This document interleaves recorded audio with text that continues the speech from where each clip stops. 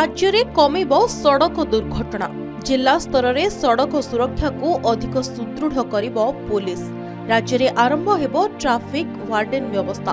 प्राथमिक भावे 5टी जिल्ला रे 500 ट्रैफिक वार्डन नियुक्त हेबे। एहा परे बाकी जिला गुड़िकरे नियुक्ति हेबे ट्रैफिक वार्डन।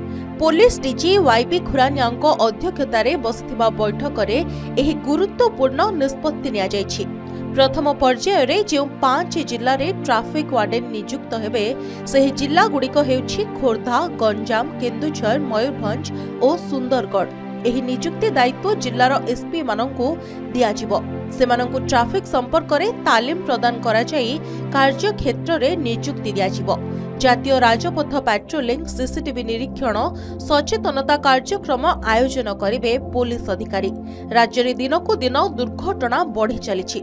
तेणु एही दुर्घटनार हार रोकिबा पई पुलिस डीजी वाईबी खुरानियाଙ୍କ अध्यक्षतार बसिथिबा बैठक रे एही गुरुत्वपूर्ण निष्पत्ति निया जायछि। राज्य रे बढ़ुथिबा सड़क दुर्घटना एबे समस्तंक पई चिंतार कारण होईछि।